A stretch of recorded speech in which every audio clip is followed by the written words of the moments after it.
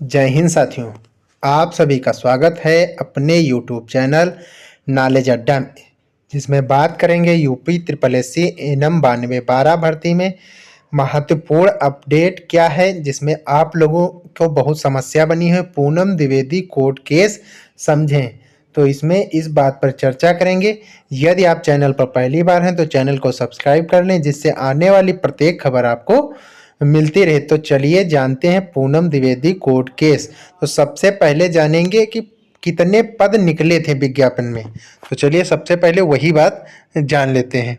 तो सबसे पहले ये आप देख लीजिए कि कितने पद निकाले गए थे। तो इसमें देख लीजिए 18 से 40 वर्ष उम्र थी, अनारक्षित यानी कि अनरिजर्व की 4865 सीटें थी, अनुसूचित जाति की 1346 सीटें थी, अनुसूचित जाति की 1346 सीटें, अनुसूचित जनजाति की 420, ये एसटी की हो जाएंगी, ये एससी की हो जाएंगी, ये 1660 ओबीसी की हो जाएंगी, और आर्थिक रूप से कमजोर यही जो 921 हैं ये ईडब्ल्यूएस की हो जाएंगी, और कुल पद हैं 9212। तो ये इतने कुल पद निकाले गए थे। तो जो अब इस समय 277 पद हटाने की बात की जा रही, तो वो कम किए जाने की बात इसमें की जा रही कि ईडब्ल्यूएस।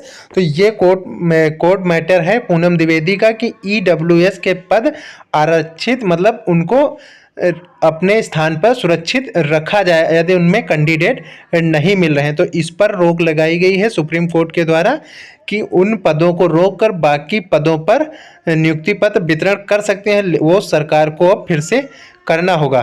तो इसमें बात करेंगे ये क्यों है। तो एसटी के जैसे पद नहीं मिले थे, तो इस पे ये पद खाली रह गए हैं। तो एसटी के जगह अभ्यर्थी नहीं मिले, तो ये पद इसमें खाली रह गए हैं, तो इसमें भर दिए गए हैं। कौन से? तो अनरिजर्व के पद भर दिए गए हैं। तो इसमें मामला ये है कि सरकार यदि चाहेगी तो इसमें कोई भी विज्ञापन यदि निकाला जाता है पहले, तो उसमें ये साफ साफ शब्दों में दिया रहता है कि सरकार अपने अधीन या आयोग अपने अधीन जब भी चाहेगी तो पदों की संख्या को बढ़ा भी सकती है और घटा भी सकती है।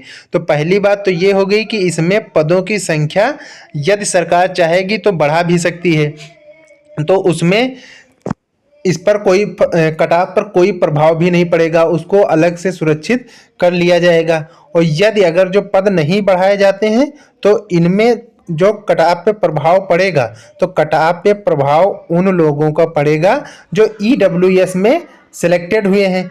अब ईडब्ल्यूएस में सिलेक्टेड कौन हुए हैं? तो ईडब्ल्यूएस में अधिकतर लोग सिलेक्टेड अनरिजर्व के ज़्यादातर लोग हुए होंगे जिनकी कटाव कम हुई होगी, और उसमें इन पदों में आपको बता दें कि 4865 जो पद थे इसमें वो ईडब्ल्यूएस वाले जोड़ दिए गए मान लो, तो इसमें संख्या ज़्यादा हो गई, तो इसमें उन लोगों को जोड़ा गया तो कटाव कुछ कम गई, जैसे 50 पॉइंट कुछ गई थी, तो यदि 277 हटा देते पद तो इसकी कटाव कुछ बढ़ जाती।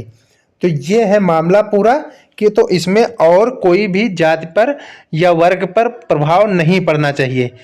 ये है यदि सरकार चाहेगी तो दूसरे पद भी जो ऐड कर सकती है, सरकार इसमें परिवर्तन भी कर सकती है, और इसमें प्रभाव अगर जो पड़ेगा तो 1 नंबर या 0.50 पर का प्रभाव पड़ सकता है। वो भी किस पर? तो जो अनरिजर्व के हैं, अनारक्षित सीट के 4865 प्लस जो 921 सिलेक्टेड हुए हैं, इनमें प्रभाव पड़ सकता है, क्योंकि इनका कुछ हो सकता है। और यदि ओबीसी के हटाए गए इसमें से अनरिजर्व से, तो उनकी मेरिट भी जैसे मान लो 50 ऊपर वाले की ज़्यादा है तो वो नीचे थोड़ा खसकेंगे, तो जो अनरिजर्व में ईडब्ल्यूएस के हुए हैं तो वो ओबीसी में जा सकते हैं। तो इससे प्रभाव पड़ भी सकता है और नहीं पड़ सकता है। ये मामला बिल्कुल सरकार के ऊपर है, ये फिर से आयोग के ऊपर है। हाँ, घटा बढ़ा के अपना फिर से आयोग नोटिस लेटर जारी करेगी। एक कुछ शब्दों में कहना यही है बस कि 921 जो ईडब्ल्यूएस की वैकेंसी है उनको एक भी पद अलग नहीं मिलेगा। मतलब 921 हैं तो 921 ही सिलेक्टेड होंगे, बाकी अदर उनको नहीं मिलेगा। वो बस इतना है ये पूरा मामला।